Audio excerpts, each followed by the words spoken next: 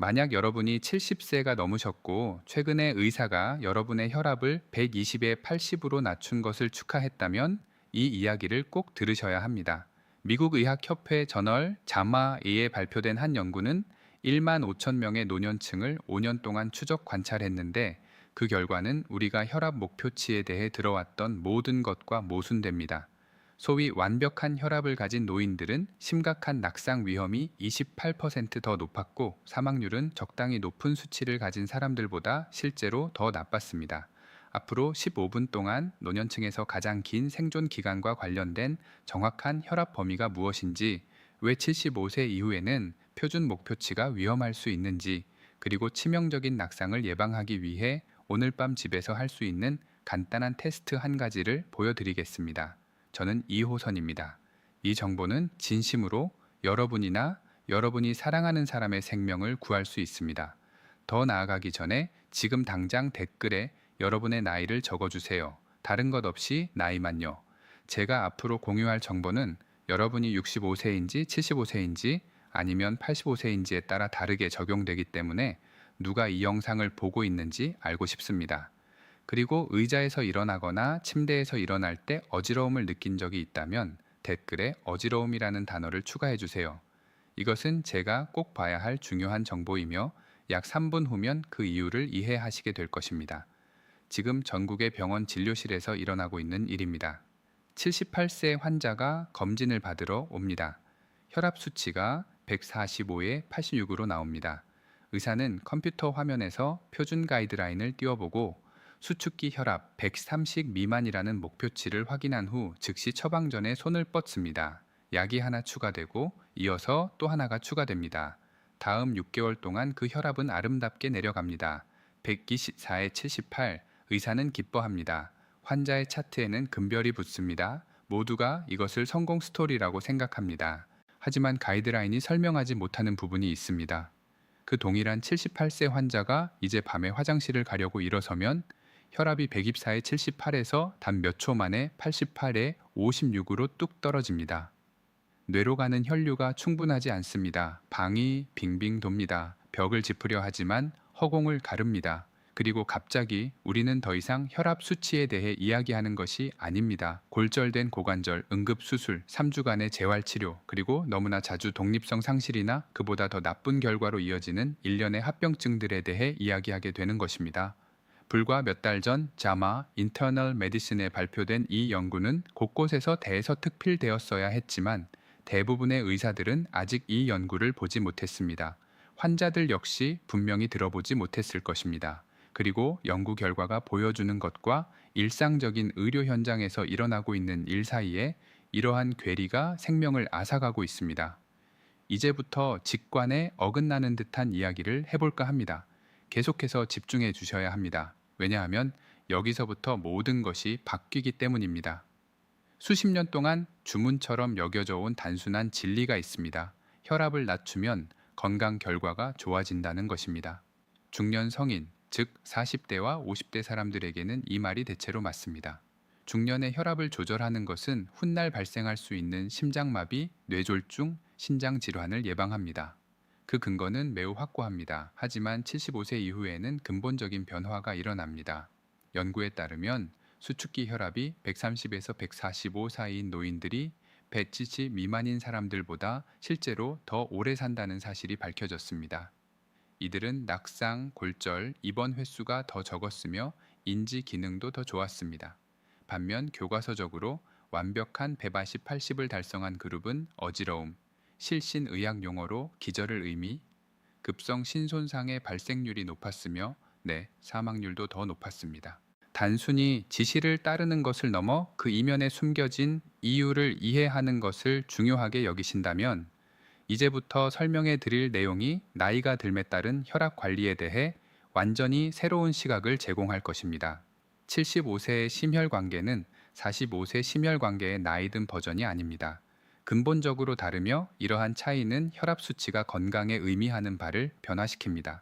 노화와 함께 일어나는 세 가지 중요한 변화와 왜 이러한 변화들이 다른 혈압 목표치를 요구하는지 설명해 드리겠습니다. 첫째, 동맥 경직도입니다. 나이가 들면서 동맥은 탄력을 잃습니다. 새 고무호스와 햇볕에 20년 동안 방치된 호스를 비교해 보세요. 오래된 호스는 뻣뻣하고 유연성이 떨어집니다. 우리의 동맥도 이와 비슷한 동맥경화, 아테리오스클레로시스라는 과정을 겪습니다. 심장이 뻣뻣한 동맥으로 혈액을 펌프질할 때 동맥은 젊고 유연한 동맥처럼 팽창하여 압력파를 흡수하지 못합니다. 이는 특히 일어섰을 때 혈액이 중력을 거슬러 흘러야 할 때 뇌와 신장에 적절한 혈류가 도달하도록 보장하기 위해 약간 더 높은 기본 혈압이 필요하다는 것을 의미합니다. 둘째, 압수용체, 바로레셉tor 기능의 저하입니다. 압수용체는 혈관에 있는 아주 작은 센서로 압력 변화를 감지하고 즉시 뇌에 조절하라는 신호를 보냅니다. 젊은 사람이 일어설 때 이 압수용체는 수밀리초 내에 압력 강하를 감지하고 보상 반응을 촉발합니다. 심박수가 증가하고 혈관이 수축하며 압력이 안정화됩니다. 하지만 이 압수용체는 나이가 들면서 덜 민감해지고 반응 속도도 느려집니다. 따라서 기본 혈압이 이미 낮은 상태에서 압수용체마저 느리게 반응한다면 일어설 때 위험할 정도로 혈압이 떨어지는 기립성 저혈압 orthostatic hypotension이 발생하게 됩니다. 셋째, 약물 대사의 변화입니다. 75세의 신장과 간은 45세 때만큼 약물을 효율적으로 배출하지 못합니다. 중년에게는 완벽하게 적절한 혈압약의 용량이 노인에게는 과도할 수 있습니다. 약물이 체내에 더 오래 머물며 더 강한 효과를 내고 혈압을 너무 낮게 떨어뜨릴 수 있습니다. 최근 연구가 정확히 무엇을 발견했는지 말씀드리겠습니다. 구체적인 내용이 중요하기 때문입니다. 자마 인터널 메디신에 발표된 이 연구는 75세 이상의 성인 15,000대 42명을 평균 5년 동안 추적 관찰했습니다. 이들은 선별된 건강한 노인들이 아니었습니다. 당뇨병, 과거 뇌졸중 경험, 심장 질환을 앓고 있거나 다양한 수준의 노쇠함을 가진 분들을 포함한 현실 세계의 노인들이었습니다. 연구진은 그들의 평균 혈압을 추적하고 5년 동안 어떤 일이 일어났는지 관찰했습니다. 연구진은 참가자들을 수축기 혈압에 따라 그룹으로 나누었습니다. 수축기 혈압 120 미만 유지 그룹, 120, 130 그룹, 130, 140 그룹, 140, 150 그룹, 그리고 150 이상 그룹으로 분류했습니다. 결과는 다음과 같았습니다. 가장 낮은 사망률을 보인 것은 수축기 혈압이 130에서 140 사이인 그룹이었습니다. 120 미만이 아니었습니다. 교과서적으로 완벽한 수치가 아니라 적당한 범위였습니다. 수축기 혈압이 120 미만인 사람들은 입원이 필요한 심각한 낙상 위험이 28% 증가했습니다. 급성 신손상 발생률도 높았는데 이는 신장이 낮은 혈압에서 제대로 기능하지 못했음을 의미합니다. 그리고 전체 사망률은 130, 140 범위에 있는 사람들보다 14% 더 높았습니다. 150 이상인 그룹 역시 예상대로 더 높은 뇌졸중 발생률과 더 많은 심혈관 사건 등의 문제를 보였습니다. 하지만 놀라운 점은 혈압이 매우 낮은 것이 매우 높은 것만큼이나 위험했다는 것입니다. 가장 긴 생존율과 가장 좋은 삶의 질과 연관된 스위트 스팟, 즉 최적의 범위는 기존의 가이드라인이 권장하는 것보다 높았습니다. 여러분이 76세라고 가정해 봅시다. 정기 검진을 위해 병원에 갔습니다. 혈압이 142에 84로 측정됩니다. 의사는 걱정스러운 표정으로 가이드라인을 확인하며 말합니다. 혈압을 최소 130 이하, 이상적으로는 120에 가깝게 낮춰야 합니다. 약 처방이 시작됩니다. 2달 후 혈압이 128에 78로 떨어졌습니다. 의사는 만족스러워하면서도 혈압을 조금 더 낮추기 위해 두 번째 약을 추가할 것을 제안합니다. 다시 2달이 지나 혈압은 이제 122에 76입니다. 의사는 완벽하다고 말합니다. 처음에는 괜찮은 것 같았지만 곧 무언가 이상함을 느끼기 시작합니다. 전화를 받으려고 의자에서 일어날 때 순간적으로 어지럼증을 느낍니다. 저녁 식탁에서 일어설 때 아주 짧은 순간 방이 기울어지는 것 같습니다. 이 증상을 의사에게 말하면 그는 노화와 관련된 현상일 가능성이 높습니다. 혈관이 조금 느리게 적응하는 거죠. 일어설 때 천천히 일어서세요 라고 대답합니다. 하지만 실제로 일어나고 있는 일은 병원에 가만히 앉아 있을 때는 훌륭해 보이던 여러분의 혈압이 일어설 때 극적으로 떨어지고 있다는 것입니다. 앉아 있을 때는 122에 76이던 혈압이 일어설 때는 아마도 95에 60까지 떨어질 수 있습니다. 여러분의 뇌는 불충분한 혈류를 반복적으로 경험하고 있는 것입니다. 낙상 위험이 매우 높은 상태지만 앉아서 측정한 혈압이 교과서적으로 완벽하기 때문에 아무도 이 문제를 확인하지 않습니다. 이러한 상황은 매일 전국의 병원에서 수천 번씩 벌어지고 있으며 혈압 목표치가 일률적으로 적용될 것이 아니라 나이와 기능적 상태에 따라 개별화되어야 한다는 사실을 이해한다면 충분히 예방할 수 있습니다.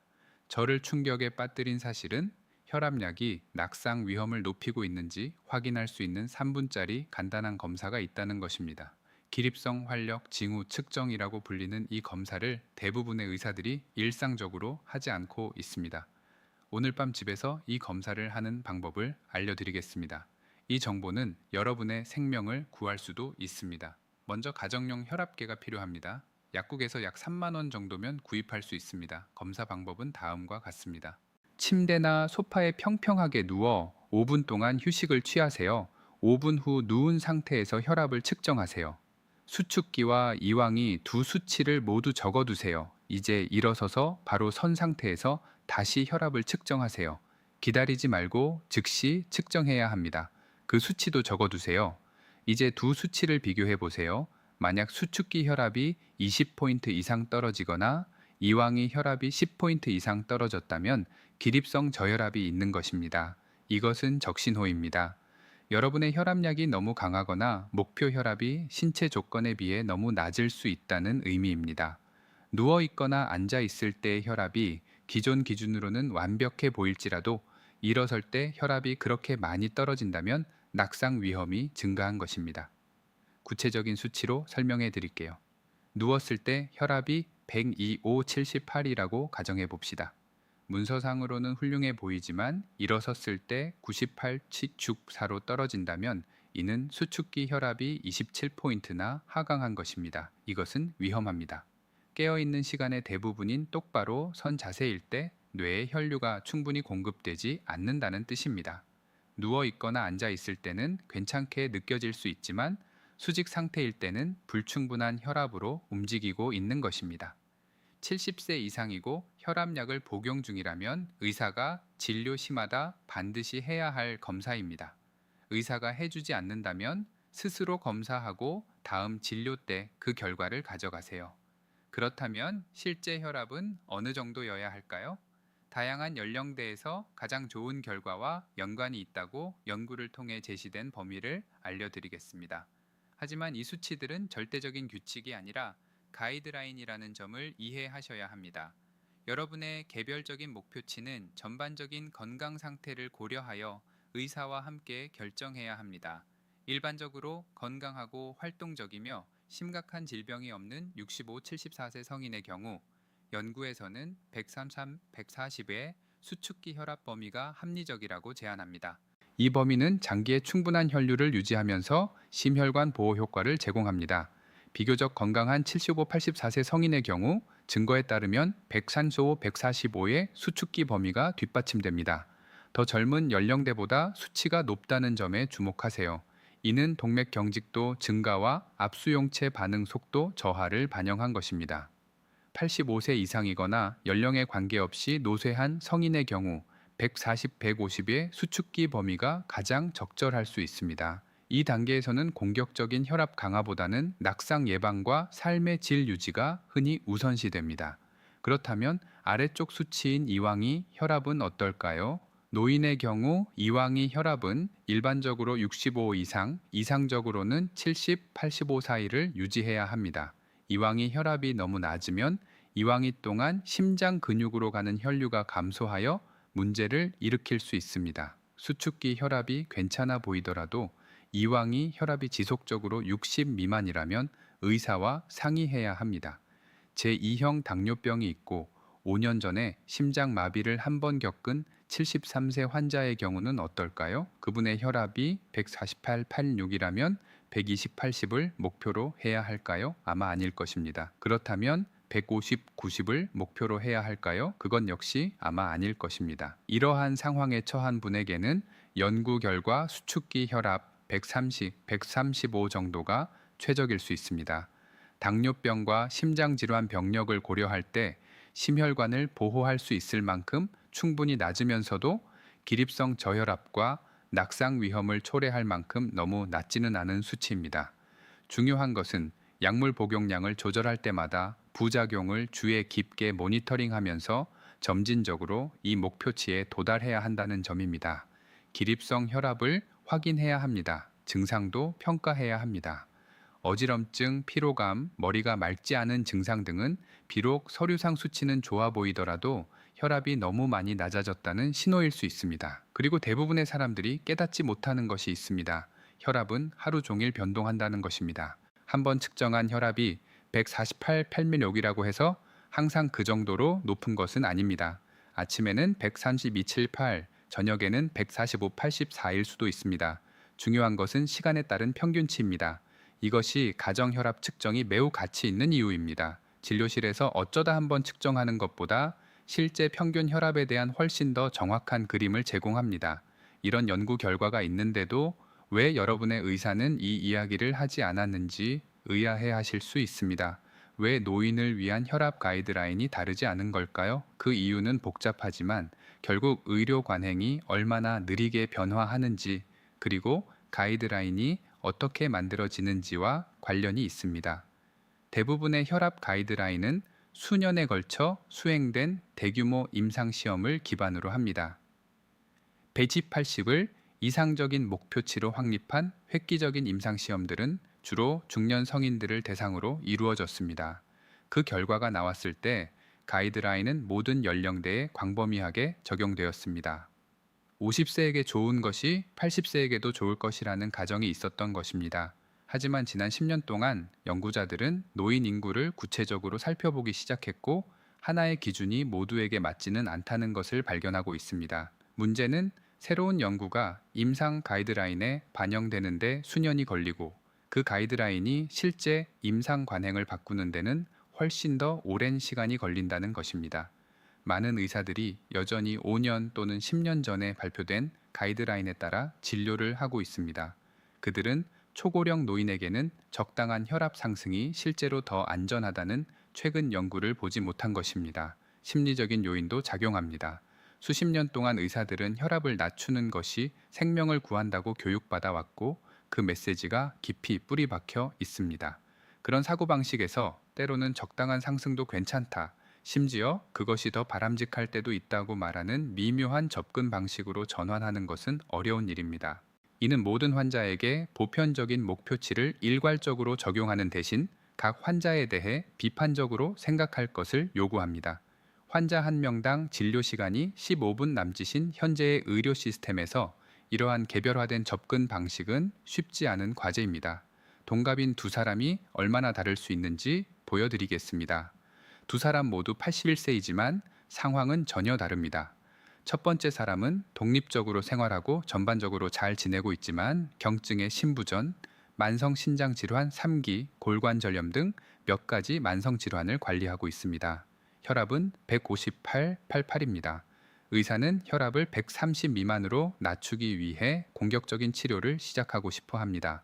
두 번째 사람도 81세지만 건강하고 활동적이며 일주일에 2번 골프를 치고 중대한 의학적 문제도 없습니다. 이 사람의 혈압도 158/88입니다. 나이와 수치는 같지만 위험 프로파일은 완전히 다릅니다. 여러 질환을 가진 첫 번째 사람의 경우 다수의 혈압약을 시작하는 것은 상당한 위험을 수반합니다. 이러한 약물은 혈압을 너무 많이 떨어뜨릴 수 있으며 특히 서 있을 때 더욱 그렇습니다. 신장 기능을 악화시킬 수도 있습니다. 어지러움을 유발하고 낙상 위험을 증가시킬 수 있는데, 골관절염이 있는 경우 이는 치명적일 수 있습니다. 좀 더 합리적인 접근은 생활 습관 개선을 먼저 시도하는 것일 수 있습니다. 그러고 나서 약물이 필요하다면 한 가지 약물을 저용량으로 시작하여 주에 깊게 모니터링하고, 수축기 혈압 130을 향해 무리하게 낮추기보다는 140핀 45 정도를 목표로 삼는 것입니다. 건강한 81세인 두 번째 사람의 경우 158/88은 치료가 필요할 수 있지만 역시 공격적인 치료는 아닙니다. 생활 습관 개선만으로 혈압을 145/84로 낮출 수 있다면 해당 연령의 건강한 사람에게는 약물 없이도 완벽하게 수용 가능한 수준일 수 있습니다. 같은 수치지만 다른 사람, 다른 접근 방식이 필요합니다. 이것을 수치가 아닌 환자를 치료하는 것이라고 합니다. 오늘 밤부터 당장 실천할 수 있는 구체적인 행동 단계를 알려드리겠습니다. 첫째, 70세 이상이고 혈압약을 복용 중인데 아직 가정용 혈압계가 없다면 구입하세요. 2주 동안 매일 같은 시간, 아침과 저녁에 혈압을 측정하세요. 기록으로 남겨두세요. 이렇게 하면 정확한 평균치를 얻고 패턴을 파악하는 데 도움이 됩니다. 둘째, 앞서 설명한 기립성 혈압 검사를 해보세요. 누워서 5분 후 혈압을 측정하고 일어서서 즉시 다시 측정하세요. 수축기 혈압이 20포인트 이상 혹은 이왕이 혈압이 10포인트 이상 떨어졌다면 이를 기록하여 의사와 상담하세요. 셋째, 자신의 증상을 솔직하게 평가해 보세요. 일어설 때 어지러움을 경험하시나요? 원인을 알 수 없는 피로감이나 집중력 저하가 있나요? 수치가 정상으로 보이더라도 혈압이 너무 낮다는 신호일 수 있습니다.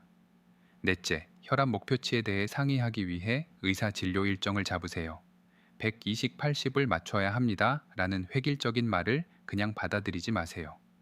여러분의 나이, 다른 의학적 상태, 기능적 상태를 고려할 때 어떤 목표치가 적절한지 물어보세요. 가정에서의 혈압 기록을 가져가세요. 의미 있는 혈압 강화를 발견했다면 기립성 측정 결과도 가져가세요. 정보를 바탕으로 대화를 나누세요. 다섯째, 혈압약으로 인한 부작용을 겪고 있다면 주저하지 말고 말씀하세요. 혼자서 참지 마세요. 많은 분들이 약물 복용 중 어지러움이나 피로를 느끼는 것을 어쩔 수 없이 안고 가야 할 문제로 여깁니다. 그러나 심혈관계 보호 효과를 유지하면서도 삶의 질을 개선하기 위해 약물 용량을 조절하거나 약물 종류를 바꾸거나 목표치를 수정할 수 있는 경우가 많습니다. 여러분이 이제 알게 된 이 사실을 대부분의 사람들, 심지어 많은 의료 종사자들조차도 완전히 이해하지 못하고 있습니다. 혈압 목표치는 보편적이어야 하지 않습니다. 45세와 85세에게 동일한 기준을 적용해서는 안 됩니다. 노인, 특히 75세 이상의 경우 130be일 45 범위의 수축기 혈압이 가장 긴 생존율 및 최고의 삶의 질과 연관이 있습니다. 120 미만은 낙상, 기립성 저혈압, 신장 손상 및 인지 기능 저하의 위험을 높입니다. 150을 넘으면 심혈관 위험이 증가합니다. 최적의 지점, 스위트 스팟은 그 중간에 있습니다. 여러분은 일어설 때 혈압이 떨어지는 기립성, 저혈압이 종종 앉아 있을 때의 적당한 혈압 상승보다 더 위험하다는 것을 배웠습니다. 집에서 이를 테스트하는 방법도 배웠습니다. 동맥 경직, 더뎌진 압수용체 반응, 변화된 약물 대사 등 왜 노인들에게 다른 목표치가 필요한지 그 생리학적 이유도 배웠습니다. 가장 중요한 것은 이제 여러분이 의사와 정보에 기반한 대화를 나눌 수 있는 지식과 언어를 갖추었다는 점입니다. 여러분은 더 이상 의료 조언의 수동적인 수령자가 아닙니다. 자신의 치료에 참여하는 정보력을 갖춘 주체입니다. 그리고 그것은 여러분에게 힘을 줍니다. 이제 여러분은 동년배의 90%보다 노인 혈압 관리에 대해 더 많은 정보를 갖게 되었습니다. 여러분은 그 미묘한 차이를 이해합니다. 하나의 기준이 모두에게 맞지 않다는 것을 알고 있습니다. 이 정보가 명확함을 주었다면, 그동안 궁금했던 질문에 대한 답이 되었다면, 자신을 옹호할 수 있는 자신감을 주었다면 저는 제 역할을 다한 것입니다. 지금 바로 알게 되었습니다. 라는 댓글을 남겨주세요. 의사와 이 문제에 대해 논의할 준비가 더 잘 되었다고 느끼신다면 이 정보가 도움이 될 수 있는 65세 이상의 친구나 가족들과 이 영상을 공유해 주세요. 이 채널을 구독해 주세요. 제 임무는 여러분에게 접근하기 쉽고 실용적이며 삶을 변화시킬 수 있는 연구 기반의 건강 정보를 전달하는 것이기 때문입니다. 다음 영상에서는 연구를 통해 자연스럽게 건강한 혈압을 지원할 수 있는 것으로 밝혀진 3가지 보충제와 돈 낭비에 불과한 2가지 인기 보충제에 대해 이야기하겠습니다. 보충제 산업은 오해를 일으키는 주장들로 가득 차 있기 때문에 꼭 보셔야 할 겁니다. 증거가 정확히 무엇을 말하고 있는지 제가 보여드리겠습니다. 그때 뵙겠습니다. 이 영상은 교육 및 정보 제공만을 목적으로 하며 의료적 조언을 대신할 수 없습니다. 혈압 관리는 개인의 완전한 병력, 현재 건강 상태 및 기타 요인에 따라 개별화되어야 합니다. 의료 제공자와 상의 없이 임의로 약물을 조절하거나 중단하지 마십시오. 제시된 정보는 현재의 연구를 기반으로 하지만 전문가의 의료적 관리를 대체해서는 안 됩니다. 치료 계획을 변경하기 전에는 항상 자격을 갖춘 의료 제공자와 상의하십시오.